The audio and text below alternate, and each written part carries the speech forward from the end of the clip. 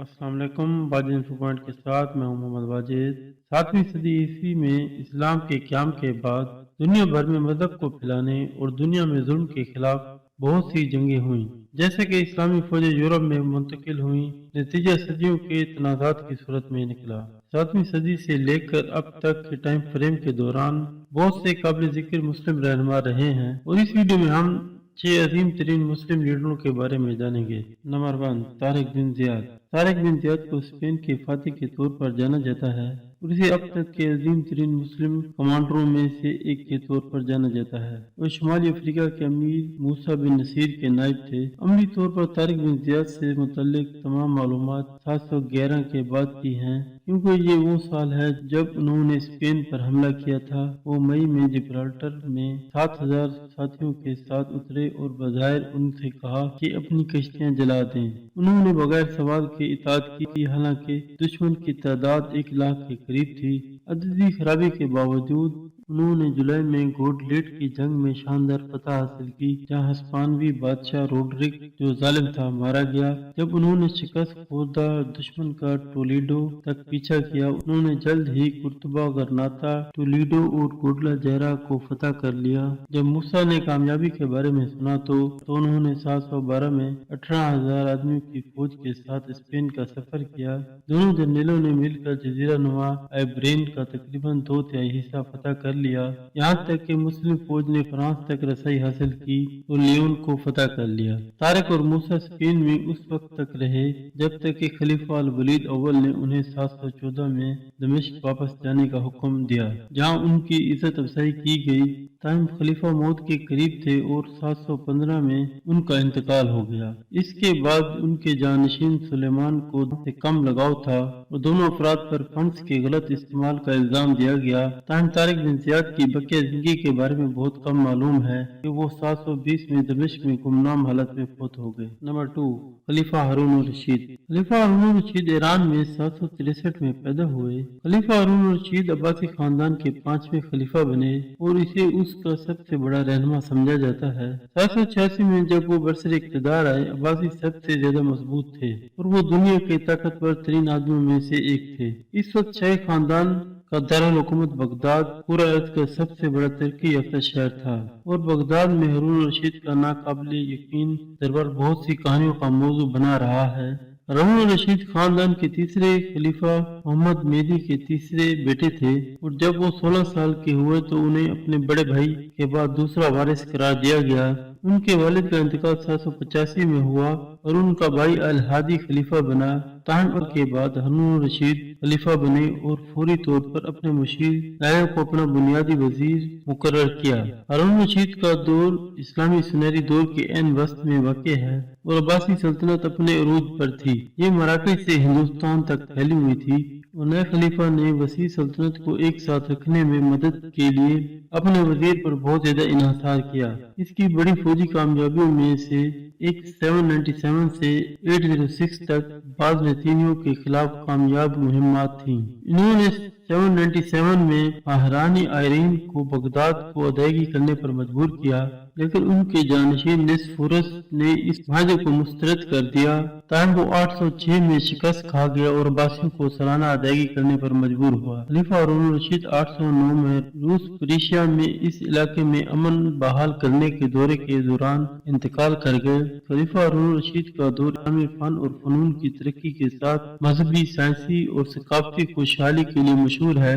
باوجود اس کے بعد میں مسلمانوں نے انہیں ایک عظیم رہنما کے طور پر سراہا۔ ہارون الرشید وہ شخص تھا جس نے اسلامی ثقافت کو آگے بڑھایا اور اسے عظیم مسلم رہنماؤں میں سے ایک کے طور پر جانا جاتا ہے۔ نمبر 3، سلطان محمود غزنوی۔ سلطان محمود غزنوی تاریخ میں پہلے لیڈر تھے جنہوں نے سلطان کا لقب اختیار کیا، جس کا مطلب ہے اختیار، اور وہ غزنوی سلطنت کے بڑے لیڈر تھے۔ محمود غزنوی جدید دور کے افغانستان میں 971 میں پیدا ہوئے تھے اور ان کے والد سبکتگین کو سلطنت کی بنیاد رکھنے کا سہرا جاتا ہے۔ انہوں نے 994 میں خراسان پر قبضے میں اپنے والد کا ساتھ دیا اور 998 میں جب سبکتگین کی وفات ہوئی تو تاج وراثت میں ملا۔ سلطان محمود نے غزنی کی جنگ میں فتح کے بعد ایسی سلطنت بنائی جس میں ایران، پاکستان، افغانستان اور ہندوستان کے کچھ حصے شامل تھے۔ انہوں نے تیزی سے گھوڑوں کی تیز اندازوں کو استعمال کرنے کی قدر سیکھ لی کیونکہ یہ جنگ میں ان کا بنیادی حربہ بن گیا۔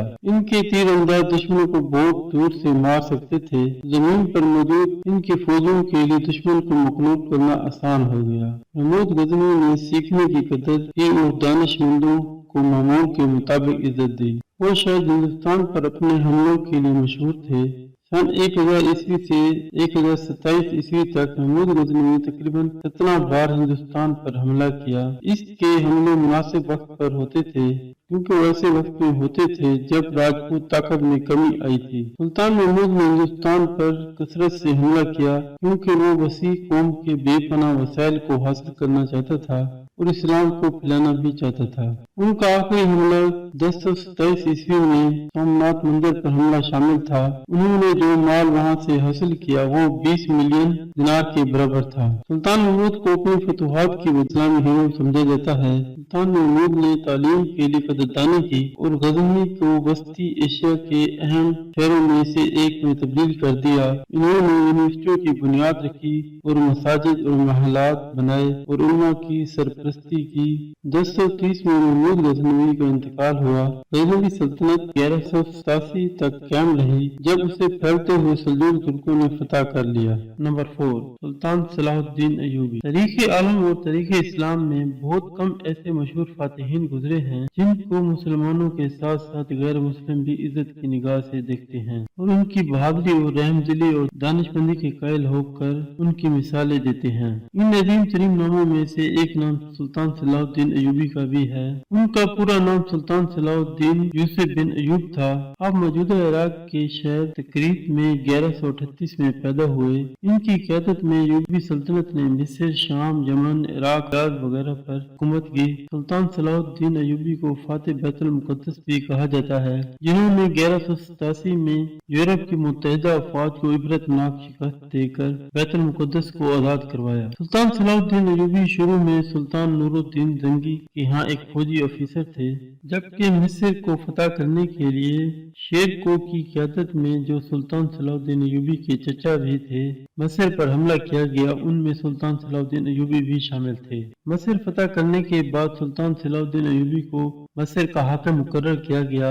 اسی عرصے میں انہوں نے یمن بھی فتح کر لیا، لیکن 1174 عیسوی میں نور الدین زنگی کی وفات کے بعد سلطان صلاح الدین ایوبی کو مکمل حاکم مقرر کیا گیا۔ سلطان صلاح الدین ایوبی نے مزید فتوحات کا سلسلہ شروع کیا اور دیکھتے ہی دیکھتے انہوں نے موصل، دمشق اور حجاز اور حلب کو فتح کر لیا۔ انہوں نے ایوبی سلطنت قائم۔ سلطان صلاح جنگیں بھی ہوئیں جس کے نتیجے میں 1187 عیسوی میں یروشلم کے بیشتر حصے پر قبضہ کر لیا اور بیت المقدس کو عیسائیوں سے آزاد کرا لیا۔ اس عرصے میں سلطان صلاح الدین ایوبی کے پاس ہر صلیبی شہر کا کنٹرول تھا۔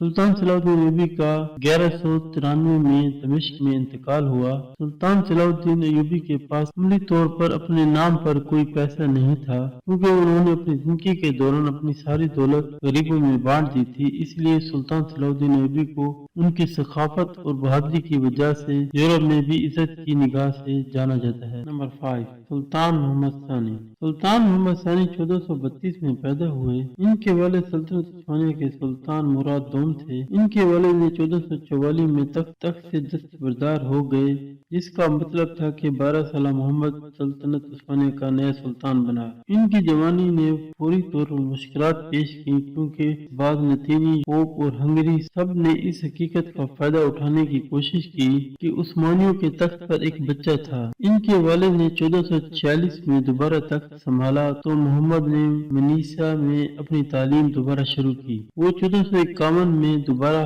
سلطان بن گئے جب ان کے والد کا انتقال ہوا اور اب اب جب وہ بڑے اور سمجھدار تھے، وہ قسطنطنیہ کو فتح کرنا چاہتے تھے اور رسول صلی اللہ علیہ وسلم کی بشارت کے مطابق جنت کا حقدار بننا چاہتے تھے۔ قسطنطنیہ کو فتح کرنے کی بہت سے حکمرانوں نے کوشش کی لیکن کامیابی نہ ہوئی۔ سلطان محمد ثانی نے قسطنطنیہ کو فتح کرنے کے لیے ہنگری کی مدد سے اب تک دیکھی گئی سب سے بڑی توپ بنوائی اور آپ نے جہازوں کو 10 کلومیٹر کا فاصلہ خشکی سے طے کروا کر 1453 میں قسطنطنیہ کا محاصرہ کیا۔ سلطان محمد ثانی کی زیر قیادت اس لشکر نے اس عظیم شہر کو فتح کیا اور اسے اپنا دارالحکومت بنایا۔ اس سے عثمانیوں کا وقار دنیا بھر میں بلند ہوا۔ 1520 کی دہائی تک قسطنطنیہ یورپ کا سب سے بڑا شہر تھا۔ سلطان محمد ثانی نے فتح کی اپنی جستجو کو جاری رکھا۔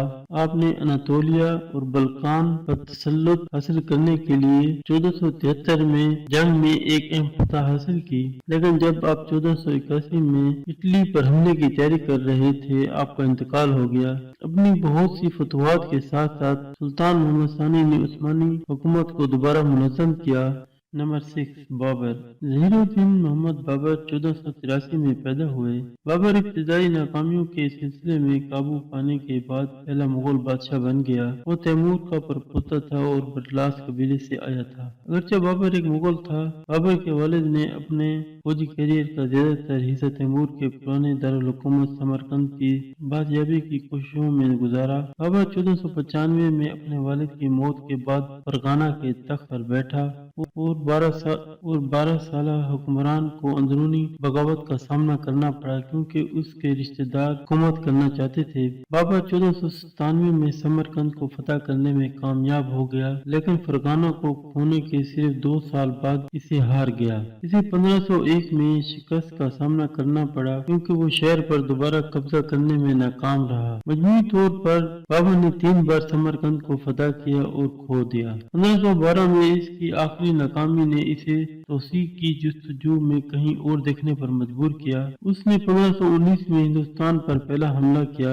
اور اس نے 3 سال بعد قندھار پر قبضہ کر لیا۔ پنجاب پر حملہ کرنے کی 4 ناکام کوششوں کے بعد وہ 1525 میں اپنی 5ویں کوشش میں کامیاب ہوا۔ بابر نے دلی کے سلطان ابراہیم لودھی سے شاندار فتح حاصل کی۔ بابر کی فوج کی تعداد 12,000 تھی، جبکہ اس کے مخالف کے پاس تقریباً 1 لاکھ سپاہی تھے۔ اس نے اپنے دشمن کو تقسیم کرنے کے لیے نت نئے حربے استعمال کیے اور اس کے توپ خانے سے خوف و ہراس پھیل گیا۔ ابراہیم اس تنازع میں مارا گیا اور 3 دن کے اندر بابر دلی میں تھا اور 1 ہفتے میں آگرہ پہنچ گیا۔ ایسا لگتا ہے کہ اس کی کامیابی نے اسے اور اس کے آدمی کو موت کے خطرے میں ڈال دیا ہے۔ وہ کابل میں اپنے اڈے سے تقریباً 1300 کلومیٹر کے فاصلے پر تھے، جبکہ مختلف اطراف میں 3 طاقتور دشمن تھے۔ اس کا پہلا کام اپنی فوج کو قائل کرنا تھا، نہ کہ بغاوت اور گھر واپسی پر۔ آخرکار اس نے اپنے تیسرے دشمن محمود لودھی کو